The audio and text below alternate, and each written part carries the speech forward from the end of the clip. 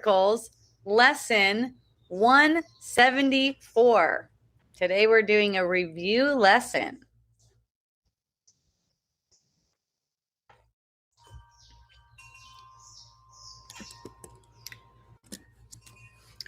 So, review lessons, they're not really a break from learning. It's more like, okay, you guys probably didn't get what we were talking about in the lesson in the first place. So we're going to do it again. We're going to look at it again. Okay. So the learning is beginning to be more experiential here. We're up to 174 in the workbook.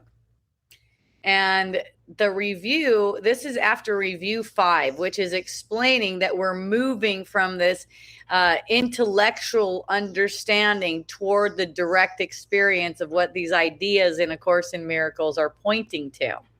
So this is the point where the words are actually becoming fewer and we're having more of an emphasis on quiet practice. Okay. So about every 20 lessons, first after the first 50 lessons, there's a review. And then about every 20 lessons for a little while, there's going to be a review. And the reason is it's not meant to be an accumulation of knowledge. A lot of the times what the students are doing is they're accumulating these ideas so they can go and basically debate it with other people. That's what I notice happening a lot, is this idea like, I already know that. It's like, I already know that lesson. And what Christ is saying here is that if you knew it, you would be living it. That's why we're doing a review of it, so you can see what it means, because there's a lot of barriers to understanding. With the ego mind, there's set up all this defensiveness to actually learning what the lessons mean. So we're used to learning in a different way, in a worldly way, where we're accumulating knowledge. This is not the kind of learning that it's really pointing to. It's pointing to a way of living, a way of being practical about these things. It's not like there's 365 interesting spiritual concepts. I mean, you could look at it that way, but really all of them are aimed at trying to undo one single mistaken belief. And that's that separation happened. That's what all the lessons and all the texts in A Course in Miracles is aimed toward. And, there's a lot of implications that go along with believing that the separation happened. There's guilt around that. There's shame. There's self-doubt, sense of unworthiness. And it makes us act a certain way where, we're like, we're not living it because we're living out of the belief in separation.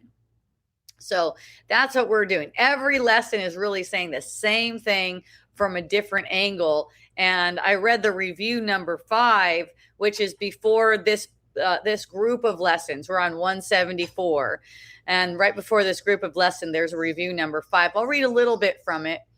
So instead of it's a whole bunch of different ideas, these 10 days where there's these review days, 10 days are really unified by one thought. And that one thought is, God is but love, and therefore so am I.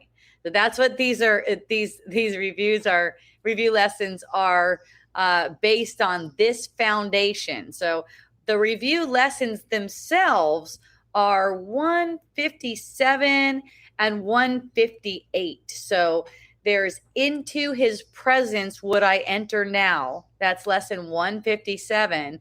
And the way you would read it is, into his presence would I enter now.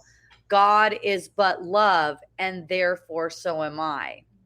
And then lesson 158, today I learn to give as I receive. God is but love, and therefore so am I. So these reviews are teaching us that every one of these lessons is actually about our identity. That's our identity. God is but love, and therefore so am I. So I copied a little bit from the review text, and this is what stood out to me, starting with paragraph 4. This is the thought which should precede the thoughts that we review. each one but clarifies some aspect of this thought. That's God is but love, and therefore so am I. Or it helps it be more meaningful, more personal and true, and more descriptive of the holy self we share and now prepare to know again. So these are aimed at you knowing your holy capital S self. This self alone knows love. This is you. This is yourself that knows love.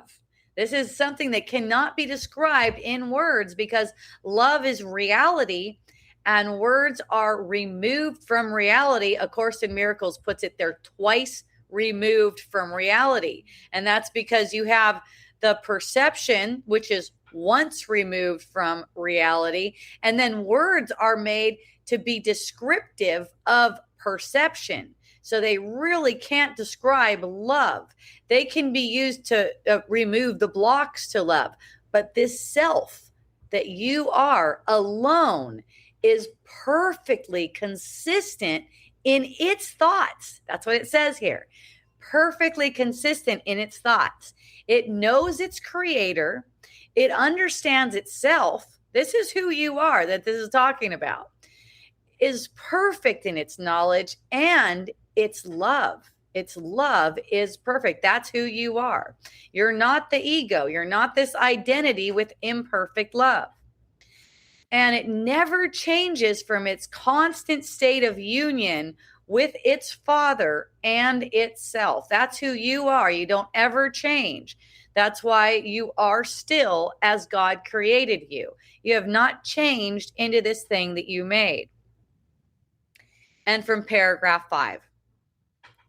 And it is this that waits to meet us at the journey's ending.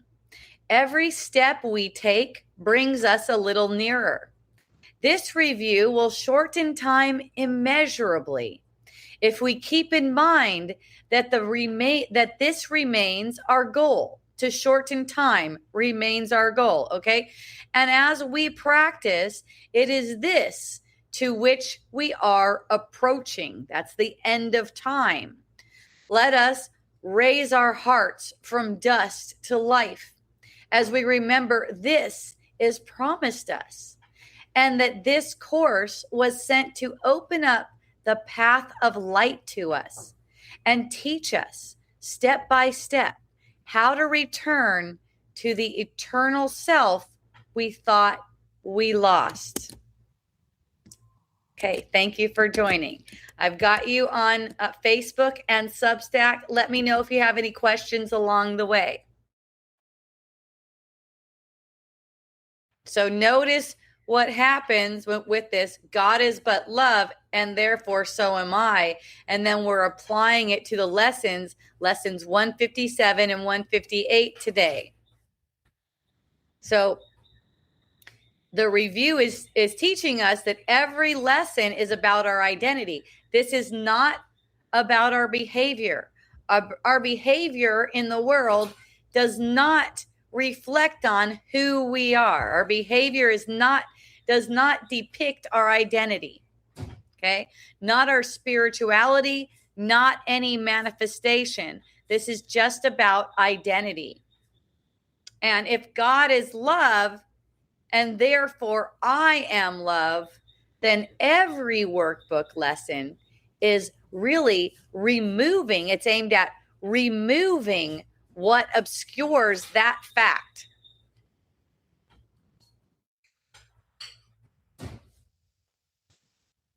Yay.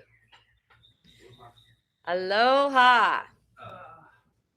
So we're not necessarily expected to become course scholars. Now, a lot of people believe that they're going to get it once they know A Course in Miracles really well, sort of like in a scholarly way. Okay, so it's like this idea that we have to accumulate the concepts perfectly. And then once we got all the concepts perfectly, then we're going to know our true self. That's not the case. This seeing comes through your willingness. Okay. If you like to be scholarly about A Course in Miracles, you can. But what it's pointing to is for you to live these lessons practically. Okay. You don't need to be able to quote them. You don't need to be able to win any debates about them. That's not the point. Okay. You don't have to be able to explain the concepts at all. Don't believe that someone who can explain the concepts better than you is somehow more advanced than you are. It really comes to you recognizing your identity. Explaining the concepts is not awakening. That's not the same thing as awakening. Okay. So the review periods are meant to interrupt this tendency to accumulate concepts. That's what they're meant for. Jesus keeps on taking us through these hundreds of lessons and reducing them to a single truth. Okay, the lessons are kind of like a funnel. There's all these ideas. There's really one meaning. There's all these lessons, but it's really one lesson. So the lessons are taking on all these forms, but the content is always the same. And here, the way it's expressed in this review is God is but love, and therefore so am I. Only love. So the review is teaching us how the Holy Spirit thinks. The ego sees differences. Maybe it sees some people as more or less loving, or some things as more or less loving. Okay. The ego doesn't exist. You might ask me, well, what about seeing the ego as loving? The ego actually doesn't exist.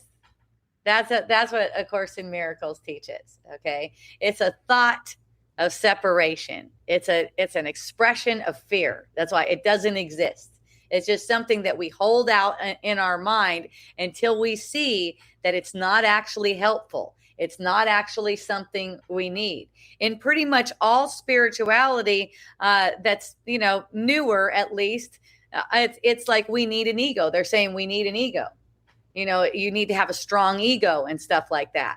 Well, it's like an antichrist kind of an idea, because it's making it real. It's making it as if it's something that can help you. The ego only sees differences because that's what you made it to do, but it has no reality. All right. The Holy Spirit only sees sameness in everything that exists. And you could say even the ego, it not existing in reality, the energy from which it came, you could say the source of it is still reality. It's going to be revealed as nothingness, and the energy from which it came, just its source. It's always source. So the ego doesn't even we don't need to make the ego afraid, let's say, of losing itself, because there really is no self to it. So from an ego point of view, it would say this lesson is different from the other lesson. It's saying something different, but they're really all saying the same thing. From the Holy Spirit's perspective, they're all really saying the same thing. And that's why we're adding to every lesson that we're reviewing, God is but love, and therefore so am I, because that's the central concept. Okay, just going to check on my peeps. Aloha, everyone. Thank you for joining. Just checking if anyone has any questions. You can't hear me? You can't hear me? I can't hear you talking. I don't know why you wouldn't be able to hear me talking. Maybe it is just you, or maybe Facebook Live isn't working today. If that's the case, you can go on Substack. Hold on, I'll get you a link. You can't hear me say that, but here's the link. Here's the link to join on Substack. It should work there. Try that.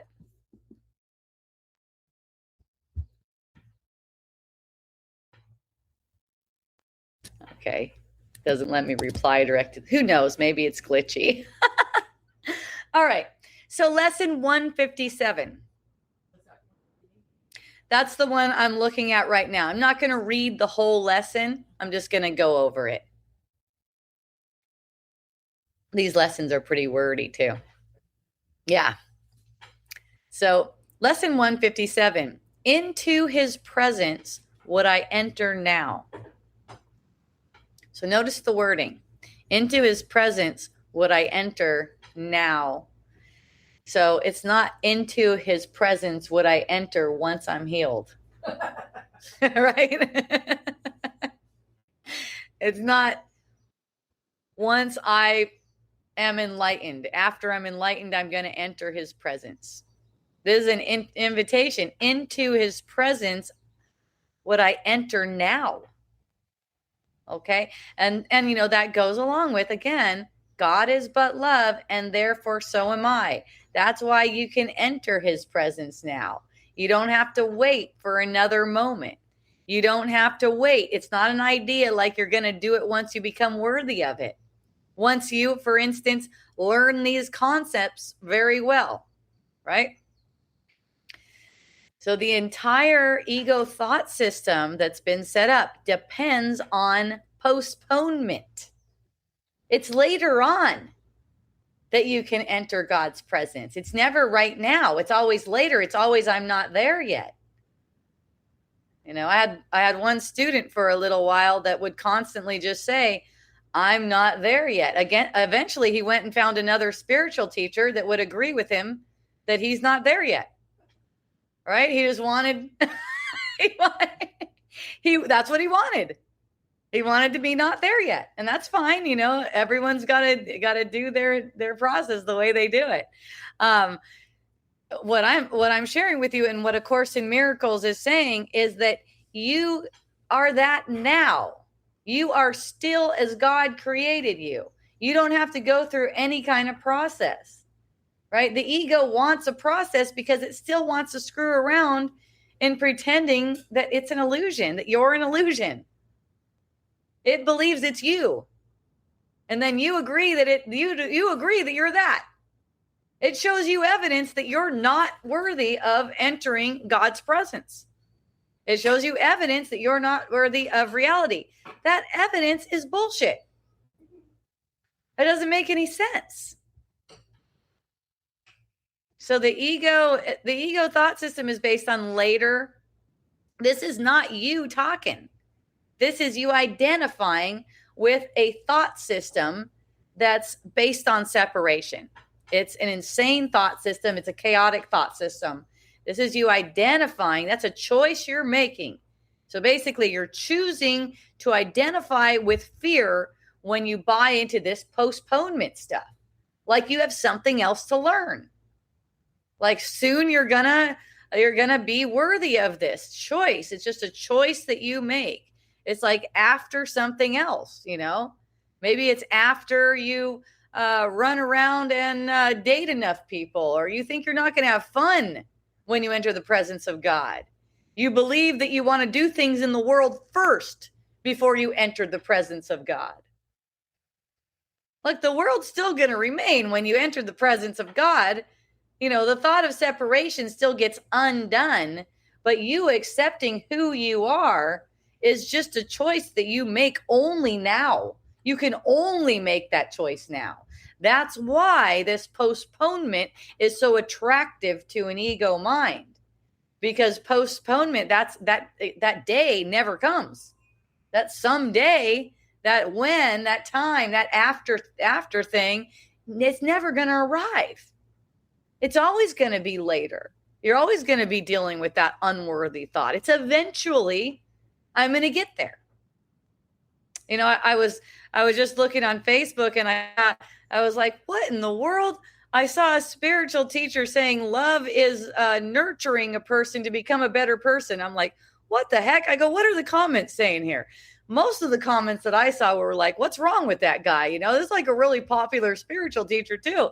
But one of them stuck out to me, and this is kind of like the typical student that I'm referring to right here is going, I'm forever learning.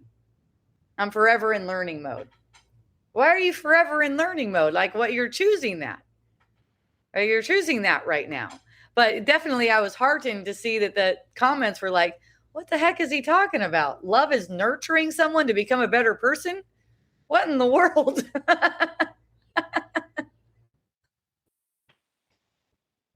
love itself, it really can't be captured in words. It's the core of who you are. And that's the reality. All we can do is remove the blocks to it. So you could say love is not nurturing someone to become a better person. It's everything that you can say that it is. That's what it's not. You know what love is, though. You are certain about this. At your core, you know what this is. It's not something you can describe in words, though. So this is set up to remove the blocks to it. So spiritual seeking is most often this sophisticated way of postponing the inevitable. And you can postpone it for millions more years if you want. That's free will. You get to. You can keep doing that. Time can just keep on looping around. You can just keep on being born and dying in your imagination. None of it's really happening. So this course, A Course in Miracles, is focused on collapsing time. That's what we're doing. We're collapsing time so we don't have all these loops. It's saying the kingdom is now. The holy instant is now. Salvation is right now. That's why the wording is into his presence would I enter now. If you don't like the word his, you can use her. It does not matter. Okay. My friend whose house I'm staying in right now likes into divine presence I enter now because she just doesn't like to have any gender on it at all. That's fine. All right. It's not a dogmatic thing. It's just like, your willingness to accept that you could enter the divine presence now. And your acceptance of that allows you to actually experience that salvation is now. A Course in Miracles calls it the holy instant, this now. God is now. God is not set in time. Okay. Even the barrier is not in time. The barrier is the thought of separation. Time is just an illusion that's giving you something where you could play out a process. It didn't give you something where you could play out a process. If you didn't have something where you could play out a process, you would be stuck forever and ever in the idea that you separated yourself from yourself, basically. God is yourself, ultimately. So the barrier to your willingness is just unwillingness. That's all. It's your unwillingness. There's no real barrier there, is there? It's just unwillingness. Nothing is blocking your way. Right? The thought of separation, it's not even here in time to try to block your way. It's just you being not willing to recognize who you are out of fear. So these removing the blocks to love is basically removing the justification for fear. So what do let me just ask you, you don't have to answer this unless you want to. You don't have to answer it out loud unless you want to.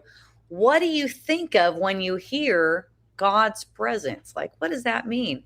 Entering God's presence. Into God's presence would I enter now? So most people imagine something dramatic, like you'll see a vision, right? Maybe a bright light. Maybe there's going to be a voice. Maybe there's going to be this sweet mystical state or something like that. But A Course in Miracles is pointing towards something much simpler than that, and ordinary as far as like life is concerned. I mean, it's just perfect peace. You're recognizing complete innocence. That's why. You're recognizing that there's only innocence. You're recognizing God is in everything. You can say even the ego, which doesn't exist, which I talked about earlier. Its source is still God. Complete innocence. Total absence of conflict. Whatever kind of conflict you have, thoughts going on in your mind, they're just dropped. That's what it means to enter the presence of God. The presence of God is not something you add to your experience. It's the ground of your experience. Whenever the interference stops, which is thoughts that you're pursuing, that you're identifying, which is just thoughts. Whenever the interference stops, you're in the presence of God. Okay? It's kind of like the sun and the clouds, right? The sun doesn't arrive. It's already there behind the clouds. The clouds depart and the sun's shining on you, right? It's like you don't really have control over the clouds in the sky, but you do when it comes to your thoughts. You know, I'm not saying you have control over which ones are passing. Those are just coming kind of like automatically. But your willingness to see that those have no meaning, that they don't say anything about you, allows you to enter the presence of God because they depart.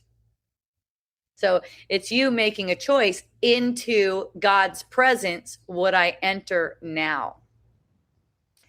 So practically speaking, whenever you notice any anxiety, planning, that's another thing, planning, right? It's not saying planning is wrong. It's just that there's this excessive planning that starts to go on, and you can be planning in the presence of God if you're allowing the planning, all of the planning, to be used for the purpose, as a means for awakening the mind of God. It's just that when you're planning out of anxiety, seeking peace in the future, things like that, planning what you're going to say to someone, okay, any kind of seeking, any kind of fixing, any kind of waiting, the ruminating thoughts, pause and ask, what if God's presence is available to me now? All right? Not after you figure this thing out. This is only available now.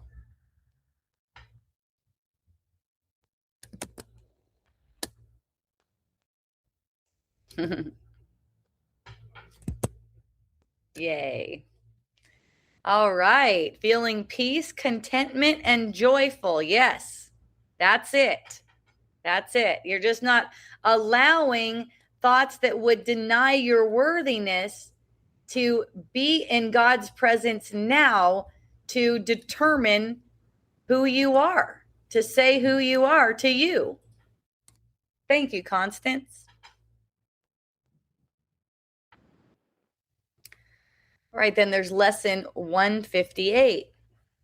Today I learn to give as I receive. And again, that goes along with God is but love, and therefore so am I. So the common way of thinking, you could say the ego way of thinking, is to receive first and then give. But this lesson is today I learn to give as I receive.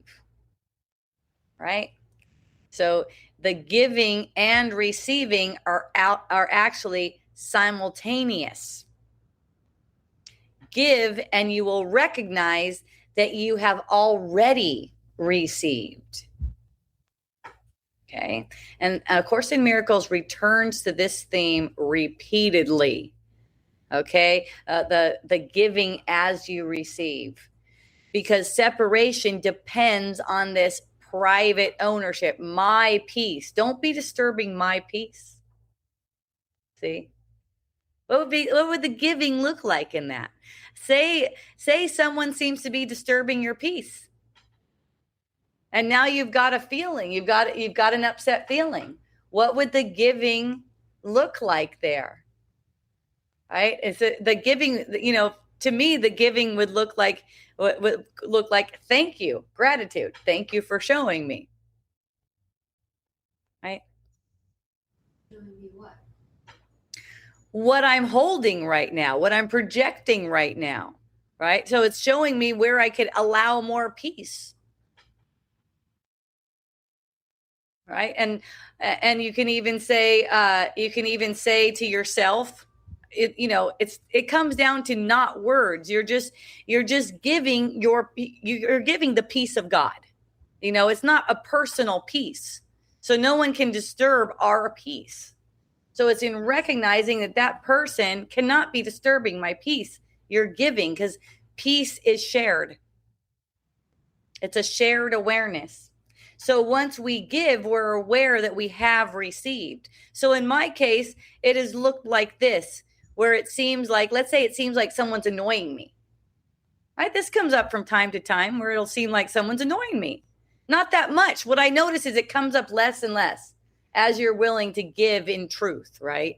Because you're not buying into the idea that the person is able to disturb your peace anymore. So it'll come up way less frequently. So when it arises where it seems like someone's annoying, just in my mind, I'm recognizing that's not true.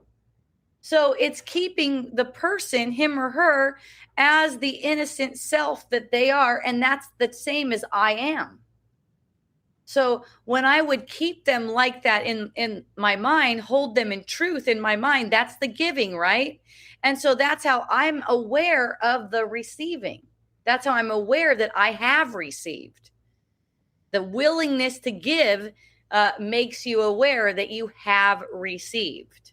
So it's like you're giving the love that we already are. Today, I learned to give as I receive. So you're not holding them in a position that makes it as if they've done anything to you. This is a major teaching of A Course in Miracles. Don't condemn your brother, because as soon as you condemn someone, you believe that you're condemned. Because even the mind, as it's perceiving in separation, knows that there's only one of us. As you see them, you believe that you are. So if you see someone as if they're annoying, instead of seeing, oh, there's annoyance. And forgiveness says this has nothing to do with them. This annoyance has nothing to do with them. They're not doing anything to me. Right? This doesn't mean you can't ask anyone, hey, would you quiet down or something like that. That's actually something that arises after you're willing to give as you receive. All of your communications and everything really take care of themselves. Once you see that you're not being annoyed by someone, but you're projecting what's already there. So the thank you is basically, like within me, I've said thank you many times because it's showing me what's already there. Now, what I see people doing is not really what I'm talking about, is they'll actually say thank you to the person in a condescending way. That's not giving as you've received. That's not really being kind. It's like, thank you, you're helping me to learn my lesson. I've heard from a friend who said that to a family member, something like that. She's like, I'm learning how to love you, like in a way like you're difficult to love.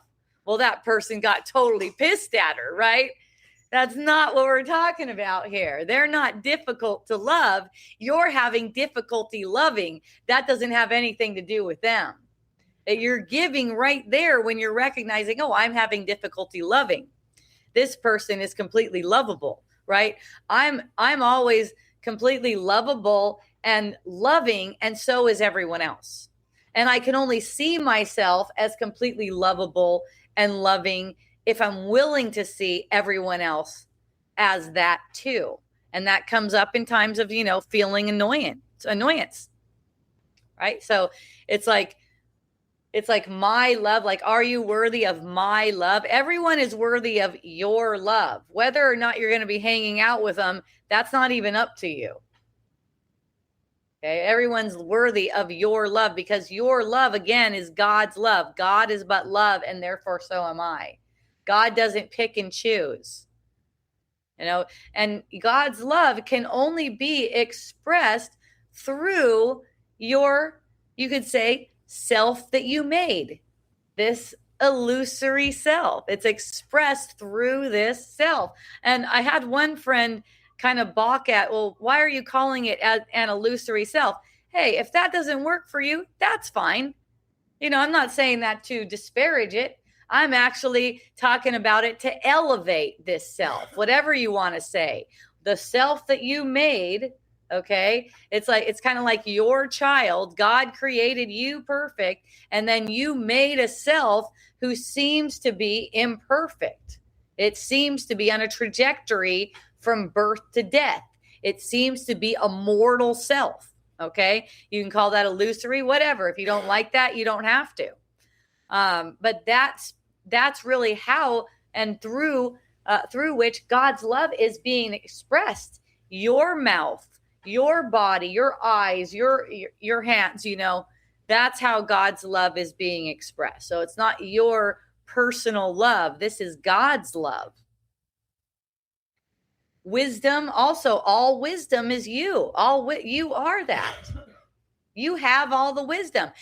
Sometimes people look at me and think that I have the wisdom because I seem to be the one talking about this stuff.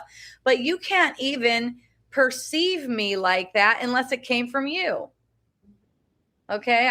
I'm just a reflection of your mind, your wisdom, or lack of it, whatever.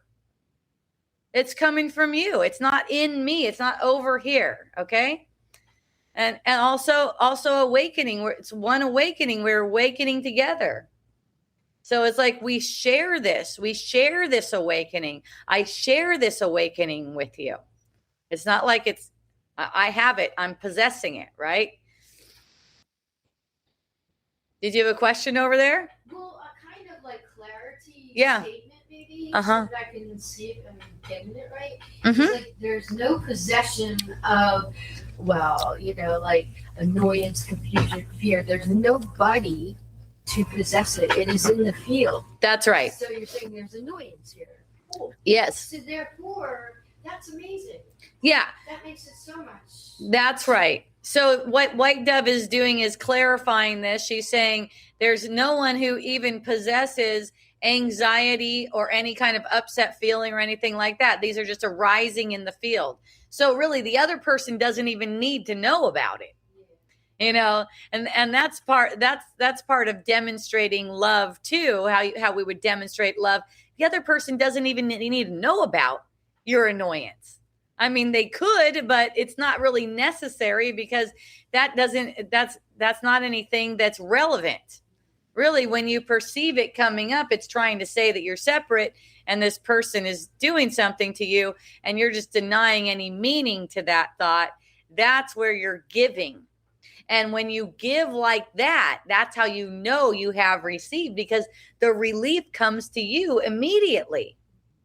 Right? You might have a thought spinning like, this person really disrespected me back there.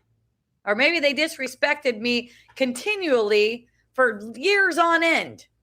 I see how they disrespected me continually for years on end. I've had this arise in my consciousness. And notice, okay, I want to see through that. Why do I want to see through that? I want to give as I receive. Because it's myself, right? I don't want to be projecting for my brother. It hurts my mind. See? So this is the kind of giving. A lot of times people get confused about this and think it's material giving, right? They think they should give more money or give more time or give more resources or something like that. Well, that stuff can play out as it plays out. But this is a different kind of giving. You're giving truth, innocence, peace, honesty, love. And you're seeing through giving, you're recognizing that you have received it.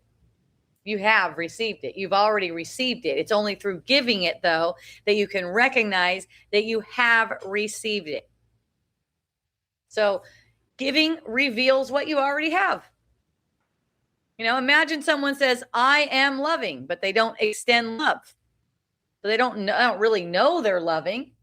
They're just saying they're loving. What a thing to say anyways. I am loving. I mean, it's true. That's all you ever are. You can't be the opposite. It's just that everyone is loving. There's no one who's not loving. All right. Even the Illuminati guys, they're loving. Right? Yeah. Yeah. But if you never extend love, you don't really know that you're loving. That's the thing. You're just saying that you're trying to make an image that you're loving, but without extending love, like what I'm talking about. How, you get the sense that someone's doing something to you and you're willing to see past that without extending love. You don't know that you're loving. You don't really know. Same thing with forgiving. If you don't forgive, what is forgiveness? What I thought happened didn't happen. What I thought about this person making me feel annoyed isn't the truth. So if you're not forgiving, if you're not demonstrating forgiveness, you don't know you're forgiving. It's true that you are forgiving, but it's only when you demonstrate it that you actually know it. Same thing with I am abundant. What can you be abundant about? What can you truly share besides innocence, truth, peace? Right? What can you truly share? This is how you know you're abundant. This is how you know you're sustained by the love of God. This happened in my perception, in my experience with my husband. I was constantly projecting toward my husband. I noticed that for years and years and years, that I was projecting toward him when I'd get annoyed or upset that he wasn't doing things right.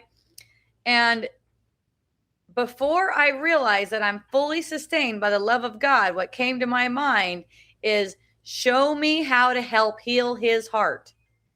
And, in the midst of projecting, like he's not doing enough, he's not supporting me enough, whatever I don't even remember what the projection was at this point, but it was hurting my heart, really. And the thought that came into my mind was, asking the Holy Spirit, show me how to help heal his heart. And it was soon after that where I knew I was sustained by God's love, and I knew I didn't have to earn in the world anymore. So that's an example of giving and knowing that you have received. You're aware of what you already have. But you said heal his heart, aren't you really speaking of your own? Yes, I said, okay, so White Dove asked me, well, you're saying heal his heart. Aren't you really speaking of your own? Yes, I was saying heal his heart, because that's really the giving, right? Because in the moment, what's projecting, it's saying that there's a person impeding me. He's not supporting me enough. Why doesn't he do the earning? Why do I have to do it? Why do I have to support the family? And kind of like projecting, like, he's somehow, diminished, right? So what I could see is that my projections are hurting him. I could see that. I could go, this hurts him. Even if I don't say anything, which a lot of the times I didn't say anything because I knew what was going on, but I realized this hurts him, and I can kind of like see his face and see like pain on his face in my mind, And so then I was asking for what I really wanted was to help heal his heart, right? And so that's where everything that I thought I was missing, everything that I thought that he was holding me back from, it was just shown to me, I already have it. And then that's where it was the end of this idea that I have to earn in the world. Okay, it was the end of this idea. And now there's nothing that I have to do. And it's been like that. That was more than, I don't know, I think it was like a year and a half ago, maybe a little bit more than that even. But it's, in a dream, of course. So that's an example of giving to know that you have received. So in that, I became aware of my sustenance and where my sustenance really comes from. I was caught up in projecting that someone else was responsible for my sustenance and not giving me what I deserve.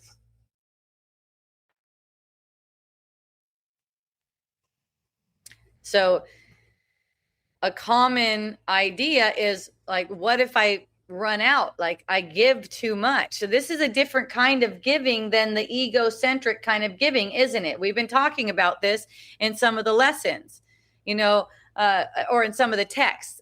In one part of the text, Jesus was saying, if you cannot leave the requests of others, the requests of people unanswered, that's egocentricity. See, that's worldly giving. That's different. Like, let's say someone says, I want you to continually give me this much time, for instance. You don't have to answer to that. That's a different kind of giving. That's where people get confused a bunch. Or if you don't give me money, it means that you're unspiritual or something like that. You're not going to receive if you don't give me this thing that I want you to give me. Maybe it's sex, right?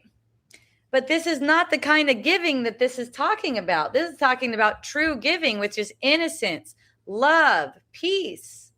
And really, it's true. Yes, you can only give to yourself. And at the same time, when you're projecting as if another person is unworthy, right? And sometimes you're projecting you're unworthy too. In the projection, it's always you, but in the projection, it seems to change. It seems to take different forms. So the mind will be like, what if I run out in this ability to give? And when you see that this is revealing the belief in scarcity, it's all scarcity. You know, it's like, what if there's a limited, love is limited? What if peace is limited? What if I just run out of being able to be peaceful and extend peace? That's because the thought system that's based on separation, you can call it the ego thought system, is based on believing that giving diminishes what you have. Like, let's say you have $100 and you give someone 50, you only got 50. That's how it is in the world. That's the framework of the world. But we're not talking about worldly giving. So this doesn't diminish. This kind of giving, it extends, it keeps on showing you that you have more. It keeps on growing. It does not diminish. This kind of giving doesn't diminish. It doesn't deplete you. It actually energizes you. This is awakening. Awakening energizes you. So your spirit knows who you are, knows that true giving extends. So it's not like look at the sun, for instance. The sun's a good metaphor because it doesn't become darker by shining, right? It just shines. It doesn't get darker by shining. A candle doesn't lose any of its flame by lighting another candle, for instance. Okay? So love itself doesn't become smaller because it's shared. It actually expands through sharing. So your willingness to see all people as wholly loving and lovable. Okay, loving and loved by God too. And how are they going to know they're loved by God but through you? You're being used when you allow it, when you're willing, you're being used to extend the love of God even in the world. And when you extend the love of God in the world, you know that you already have it. That's how you know you already have it. So this is especially relevant for those of you who have taken on the role of teacher of God. Now that's a term in A Course in Miracles too. That's in the manual for teacher. And it talks about who can be a teacher of God. And that's anyone who takes on that role. You don't need someone to appoint you teacher of God. Anyone who's willing to take on that role. So this is especially good for teachers. It's like, you know, a lot of people think when I'm fully healed, then I'm going to teach. That's not how it works. We teach and learn at the same time. Okay. It's the same thing as into his presence would I enter now. Now that's what we teach. So teaching is part of learning, as giving is part of receiving. It's like one thing. They go together. Extending is part of your awakening. So you learn forgiveness through forgiving. You learn through doing. So forgiving, again, is what I thought happened, didn't happen. You're extending a blessing. You're saying, oh, they have not harmed me. They cannot harm me. I'm not something that can be harmed.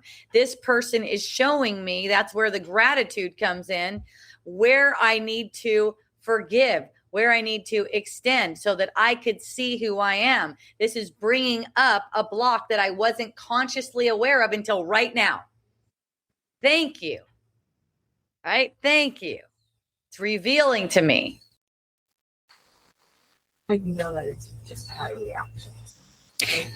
Christine asked, how you know that is you're having a reaction. That's right.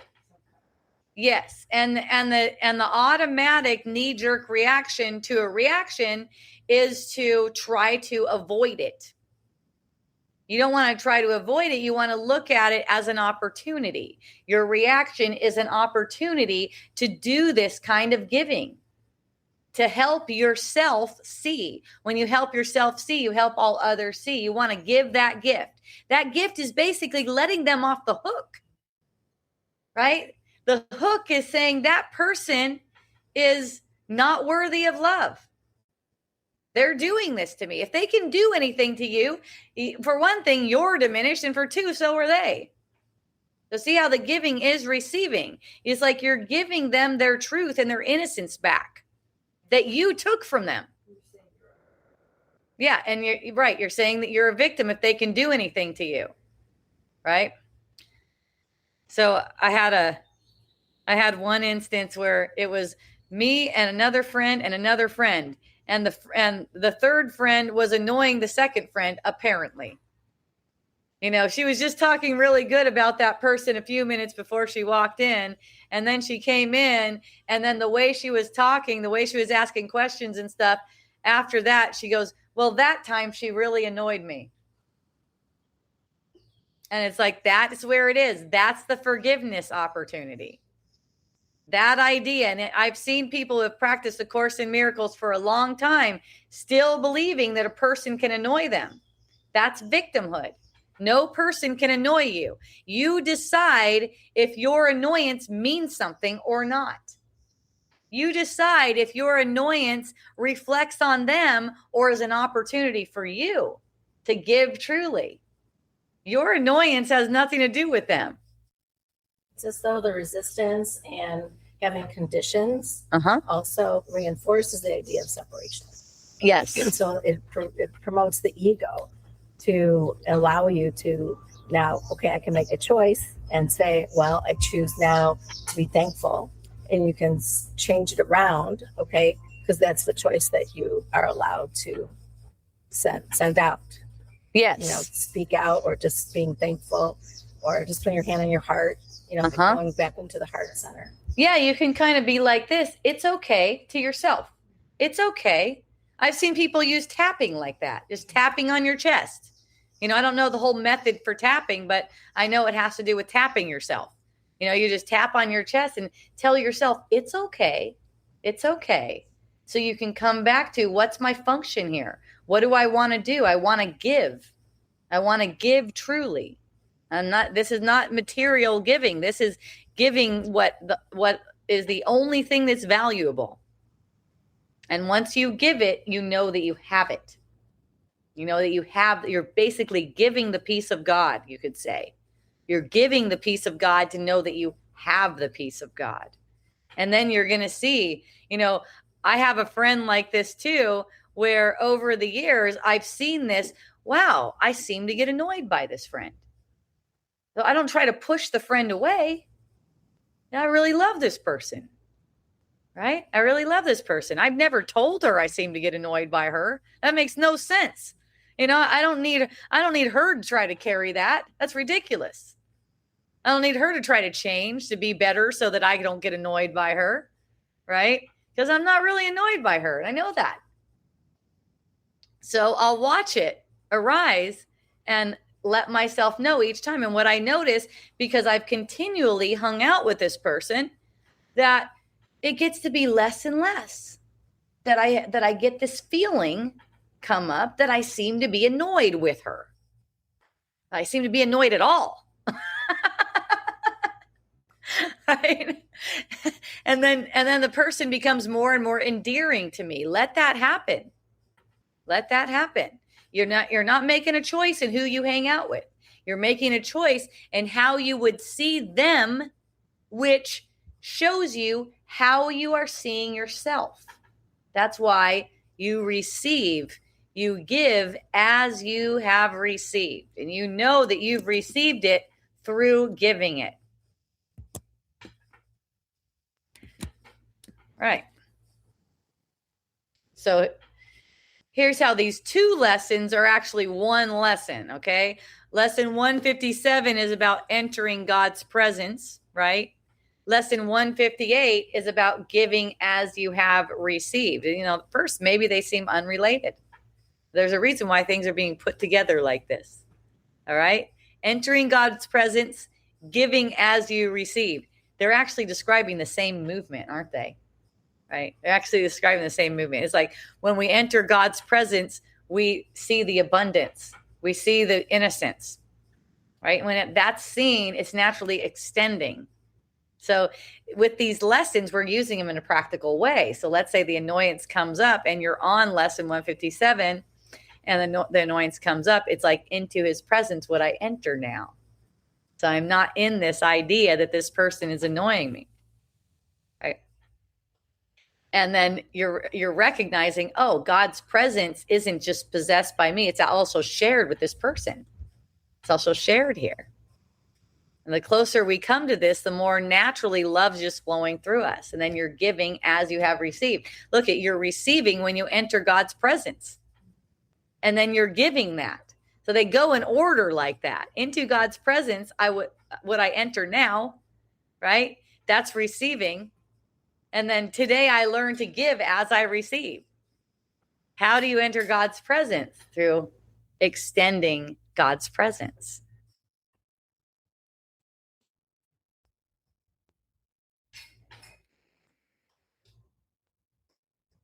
And then notice how the main thought that we're asked to interject with every one of these review lessons, God is but love, therefore so am I.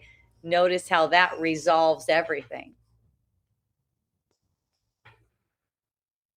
So for the practice today, it's repeating these two lessons with God is but love and therefore so am I interspersed there. So it's like this. It's, into his presence would I enter now. God is but love and therefore so am I. Today I learn to give as I receive. God is but love and therefore so am I. Basically saying there's nothing else but love. So that's what we're going to give. That's the same as the peace of God, abundance, innocence, all of that. All of those words are pointing to the same thing. So notice, why can I enter God's presence now? It's because I'm not separate from love. That's why those go together. Why can I enter? Why don't I have to wait? Why don't I have to wait for something else to happen? Why don't I have to wait for myself to, let's say, quit my habits, one of my habits, whatever the habit is, right? Before I can enter God's presence. And it's because you're only love. None of those things mean anything. They're totally irrelevant because you're not separate from love. And that's the same reason you can give as you receive, because you are love, and love just extends itself. That's all it does. It extends itself. That's how it is in creation. It's this love extending itself. And that's why you can give now. That's why salvation is possible now, because love is always what you are. So again, this review is bringing us back to identity. This is our identity. We are not becoming love. Okay? We're not earning it either. We're not earning love by forgiving. We're revealing it. We're revealing that we are that. This is not an earning thing. It's not like, once I forgive all these people, then I'm going to be worthy of love. Once my mind gets to be more saintly, for instance, then I'm going to be worthy of love. You're not earning anything. You can say you're not even accepting it. It just is. You don't have to reach God. You don't have to reach God. See that? It's this idea that we have to reach or seek or something like that. We're actually just removing what's hiding God from our awareness. And that's the belief that there's something in the world that's threatening us. That's the idea of a gap. The idea of a gap. There's some kind of a separation that's keeping you from God. Yes. It's actually just in your mind. It's your imagination that you're projecting. Yes. And so it's all a projection out there. It's like, oh, it's about that person or situation. But when you come back into yourself and you realize that, wait a minute, it's about me and what I'm projecting. And once you are at peace with that, and you just kind of, it's like that switch, just like turn it on and just say, I am that. Yes. I am God. I am love, because there is no gap. There is no separation. Yes. And even being at peace with projecting. That's another thing. It's like, just being at peace is just embracing whatever it is that seems to be arising. Projecting could be arising in you. Can you be at peace with that? Would you be willing to? Because you can, if you're willing to be at peace with it. So, oh, I notice I'm projecting right now. And notice the feeling of projecting is not a feeling you would keep. That's why it's good to know how you feel and know you don't like that feeling. So then it's like, I'm not going to keep doing that. I know I'm not, like for me, it was like, I know I'm not going to keep doing this forever because I don't like this feeling.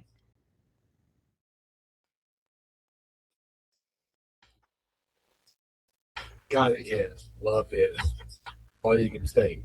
And everything outside of that, separation. Yes. But there's no earning, there's no this, there's no that. This is.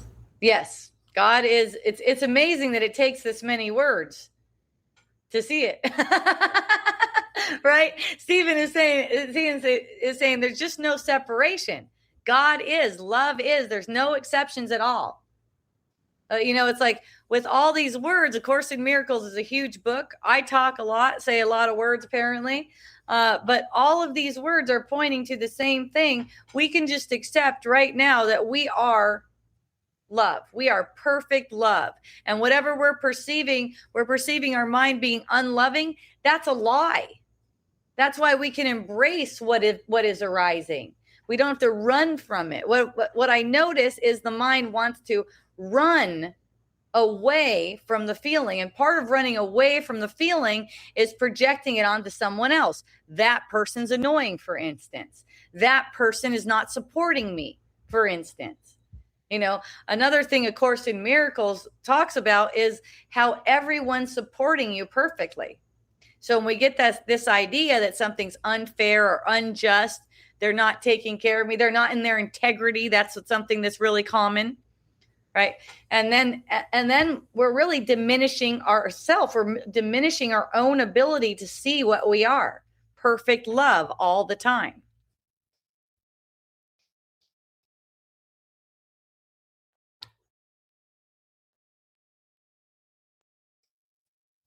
So this is a major shift in the workbook. Again, the words are becoming increasingly less important here.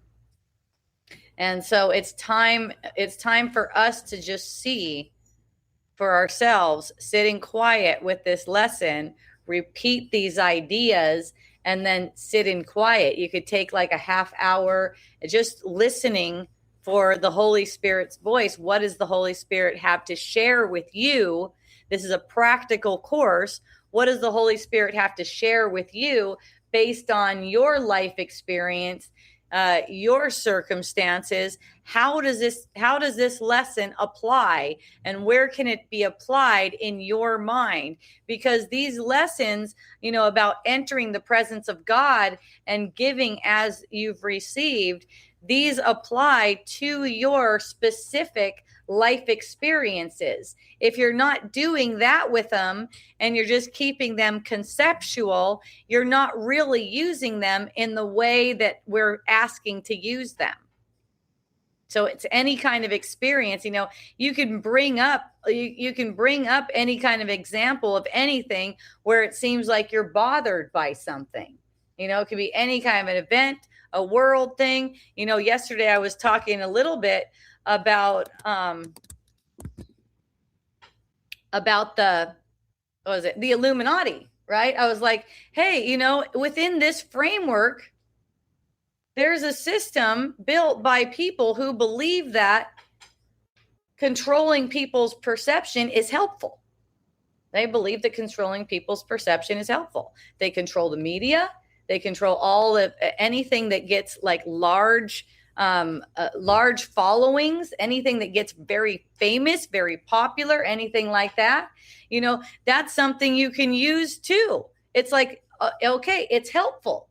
Everything in the world, in the framework of the world that we made, we set it up to try to keep us in this sense of separation. We set it up in the first place. You could say your mind set it up. So all these individual actors, all these players, they're still as God created them too. So that's something that it could be used for, because what I've seen is people who become aware of this also get very afraid. That's not the way. You don't need to get afraid. They're not really in control. They do believe that they're in control. They have that belief because they can control big things like the media and all the information that people receive. They control huge organizations like the medical association, the dental association, the school system, all these huge things. And so it seems like people get scared, like, oh my gosh, well, how do we get out of it if they're controlling everything? And this is kind of like this death cult, and they don't have our best interest in mind. They don't have your best interest in mind. That doesn't change the fact that they're still as God created them. They're just confused. So how do you give as you've received when it comes to basically someone who thinks that you're better off being a slave? And then if you don't want to be a slave, then you're better off dead, right? Of course, there are people who are confused who think like that in the world. That's not something to just like kind of gloss over and go, oh no, they all have our best interest in mind. That's not how it is. Okay. Because people are confused. So the way to give as you have received is to see that everyone is still as God created them, and they can only be helpful. They can truly only be helpful no matter what their intention is. Because everything helps you to see that you're still as God created you. It gives you the opportunity to extend love, especially where it seems like it's impossible. See? Especially where it seems like it's impossible. Because it's easier where it seems like, oh, okay, a slight annoyance. Okay, that seems a little bit more possible.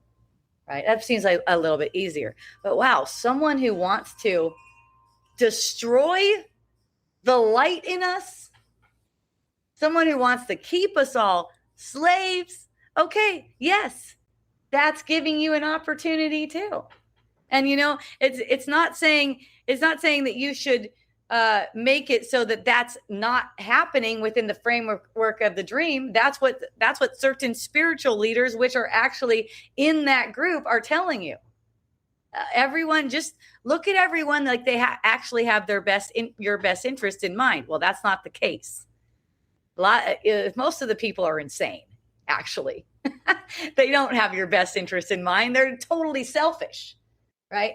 And you're not expected to kind of like gloss over that and say they really have my best interest in mind. No, you're asked to see that no matter what, they're still as God created them, through the confusion, anything like that. And they're perfectly set up as a means for undoing the thought of separation. They're not knowing that they're actually helpful. They're actually being helpful to you, to the light in you, as a means for undoing the world, as a means for undoing the thought of separation, whatever anyone seems to be doing. So we're given these opportunities all the way around, and everyone's worthy of your love. What I see is when people are aware of what's going on, they think that, oh, A Course in Miracles can't work. In fact, they think A Course in Miracles is actually part of the system. They think A Course in Miracles is actually given to you as part of the system to actually dumb you down so you're not aware of this framework that's going on. But that's not the case. A Course in Miracles isn't part of that framework that's meant to dumb you down. It's meant for you to use it practically with whatever it is, even big worldly things. From small things to large things, they're all really the same. the opportunity is really the same.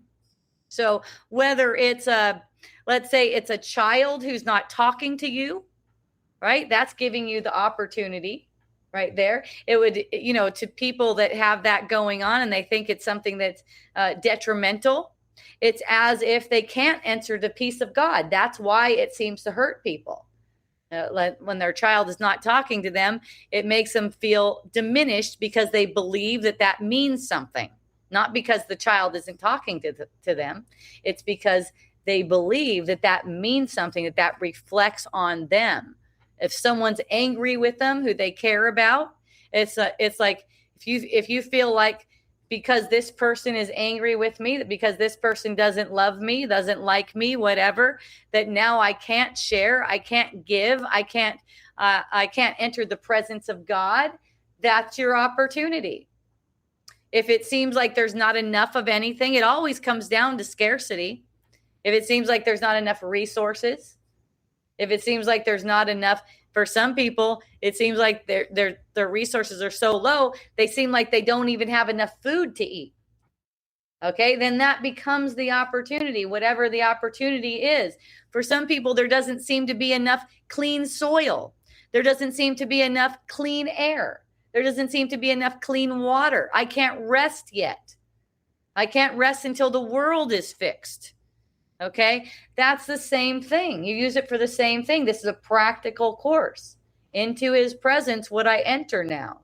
No matter what it seems like other people are doing. They're using pesticides, something that we have here in Hawaii, the spraying of pesticides on the road, right? Anything in the world can be used as a hindrance, and everything in the world can also be used as a means. As your means. It's like that's the way, that's actually the way in. You're seeing, it's not really there. In reality, it's not really there. It's just revealing to you what you've been keeping hidden underneath the level of consciousness. It's bringing up pain.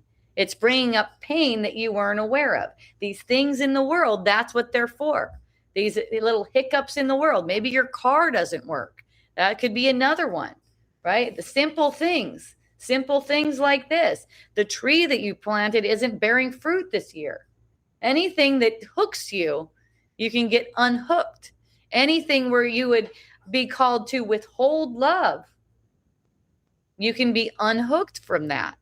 It goes to the slightest annoyance is the same thing as mass murder because it hooks you. So it's like this thought of death, which I hear some of my friends say quite often, even though, practicing A Course in Miracles over decades, quite often, if this person would only die, then things would be better. Or for instance, if all the people in the Illuminati were wiped out, right, then things would be better. That's the same as a slight annoyance. It's actually the same. So you could work with any of it in the exact same way. Today I learned to give as I receive. I'm going to give. I'm going to extend what's really truth. I'm going to extend the peace of God. I'm going to recognize everyone's innocence today, right now.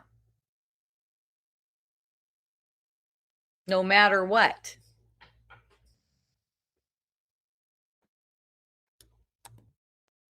One friend was telling me the other day that someone trimmed her bushes. She have fruit bushes. Apparently they grow over to the neighbor's yard and he trims the heck out of them. He or she trims the heck out of the bushes. So then she's getting annoyed over and over and over again. And once she realized, that's what this is for. Once you realize, oh shoot, I wasn't applying it. I just wasn't applying it to that thing, to that seemingly little thing. But really she's having a big reaction. And then once she applies it to that, she sees innocence, pure innocence. Right. That's right. And it has to be applied across the board, because if you leave one person out of it, Like, let's say you leave one family member out of it, or you leave one world leader out of it, or you leave one spiritual teacher out of it, right? That one of my friends was saying yesterday, she had her favorite spiritual teacher and finds out he's in the Epstein files, right? Don't leave him out of it, though. Yes, it's revealing, because consciousness is waking up to what's going on, to this system that's been tricking all the mass of the people, is waking up to that. But it's like, if you seem like you're angry with them, remember, there's no justification for anger. That doesn't mean you shouldn't feel angry. It just means that the thoughts that are supporting the anger, that are justifying the anger, need to be brought to the truth. And this is one of the ways. It's all pointing to the same thing. This is one of the ways it's bringing it to the truth.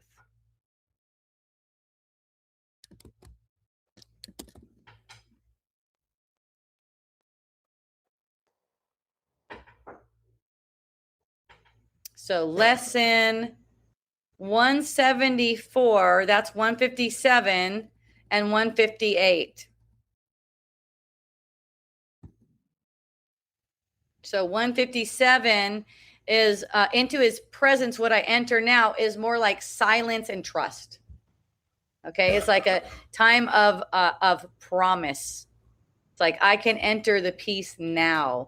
It's heaven has been set apart to shine upon me. I'm looking at the text right now and casting a timeless light upon this day, right? So it's like, whatever it seems to be going on, any kind of echoes that are coming from the ego, it's like you allow the echoes of eternity to be heard instead. To see your holiness. This day is holy. This moment is holy. Let it usher in this new experience, a different kind of feeling, a different kind of awareness, right? It's not the same as you've been trudging through these days. Eventually there are no days to you. It's just this unfolding of this wonderful, beautiful experience of God's presence over and over again. And everything that arises within the perception is just used for that. And giving as you receive, it's like, it starts out with what has been given you. What's been given you is the knowledge that you are a pure mind. That's what's been given you up to this point in these lessons. If you've been doing A Course in Miracles and taking these lessons, what's been given you is this awareness that you're a pure mind. You're sinless forever. You're totally unafraid. Okay, is knowing that you're created out of love. That's something that you want to share. The only way that you're gonna demonstrate that to yourself, though, is if you're willing to extend it everywhere. If you leave one person out, you can't control the manifestations. So the way separation would look at it, or the way the ego would look at it, is you can pick and choose and say that person is unworthy of this giving that I'm giving today, of this innocence that I'm giving today, and keep them as unworthy. The thing is, you can't control that. You're going to see unworthiness everywhere, and you're going to act as if you're unworthy. You can't control anything. That's right. But it seems like, Stephen said, you can't control anything. But it seems like when you, let's say, decide that you're condemning toward a person, that person doesn't deserve whatever, right? That person doesn't deserve something, doesn't deserve me, doesn't deserve love, doesn't deserve abundance, doesn't deserve to be in the position they're in, anything like that. It's a lie, right? And what separation says is that you can control that, as in you could just pin it on that person and be sweet to everyone else, your family members and everything else. But you can't control it. It comes out in these different ways. So let's say, I saw a post recently where someone was saying death to all pedophiles and rapists, okay? And he wants to be a nice family man at the same time. So it's an idea that you can project death to certain people because they apparently deserve it, and still be sweet to your family, and still be a sweet family man, Still be sweet to your children. In fact, people just believe this is actually something that is good, to be able to project like this, to be able to project that some people deserve to die. So when you're projecting that anyone deserves to die, that's the more extreme, but that's where all of it goes. I mean, really, it comes from this idea that you believe that you deserve to die. Even a slight annoyance, even a little sigh, of, oh gosh, they're doing that again. Some people ask me stupid ass questions on Facebook. Like, they'll just seem to ask me stupid questions, right? And my mind will go to, a sigh like that. And I'll recognize that. Oh, that's the same as murder. Oh, why is it that they have to, just like any kind of upset like that, and recognizing that you can't control that. You can't keep that away from the people that you're close with. You can't keep them safe from it. You can't keep anyone safe. If you hold one person out to be undeserving of love, to be responsible for how you feel, then you're projecting that everywhere, and it's going to come out where you don't want it to come out. And then, that leads to confusion. Why is this happening? Why does this always happen in my relationships? So this lesson 158, it says, you have received all this. No one who walks the world but has received it. So everyone has received it, but it's only through this demonstration. You're not giving anyone what they don't already have, right? You're only really giving to yourself. You're demonstrating it. And you're also helping them to see.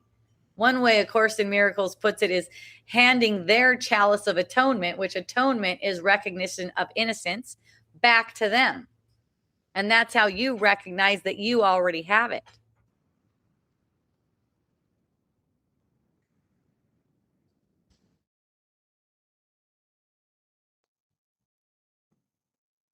So it says, all this cannot be learned. What then are you to learn to give today? The experience cannot be shared directly in the way that vision can. The revelation that the Father and the Son are one will come to every mind. Yet is that time determined by the mind itself, not taught. So that time is set already. It appears to be arbitrary. So there's no step along the road that anyone takes by chance. See, it's all orchestrated. It has already been given. It's already been given. It's just that it's as if it has not until you demonstrate it. So Jesus says in here, we undertake a journey that's over, but it seems to have a future. This journey is already over. Time is like a trick, like a sleight of hand. It's an illusion, a vast illusion in which figures come and go as if by magic. But there's a plan between all these appearances that doesn't change. Okay, it's a script. A script is written. Okay, when experience will come to end your doubting has been set. So we see the journey from a point at which it ended. We're looking back on it. So this journey is over. It's already over. All right. We're imagining that we're making the journey again and again and again. We're basically reviewing mentally what has gone by. So what we're really giving is truth. That this journey, we're saying this journey is over. We don't have to do this anymore. We're done. That's what we're giving that. When we're giving the truth, when we're extending what's true. What I thought happened didn't really happen.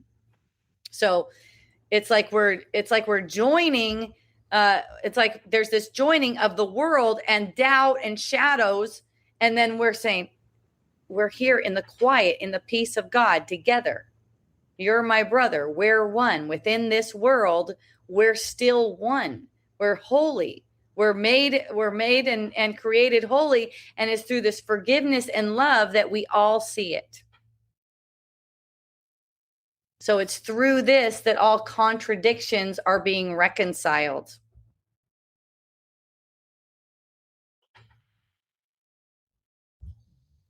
So it's the vision of Christ that we share with one another. And that's through forgiveness. That's through extending love. So Christ's vision doesn't really look on a body and think that's the Son of God. It looks beyond the body. The body is what seems to be annoying, but it looks beyond the body. There's a light beyond the body. Okay. There's an idea beyond what we can touch with these bodies, beyond the errors, beyond the mistakes. There's no separation. And this love looks on everyone. The love of God looks on everyone in all the circumstances and all the happenings and all the events without the slightest fading of the light that it sees. So it only sees perfection. And we see that way when we extend what's true.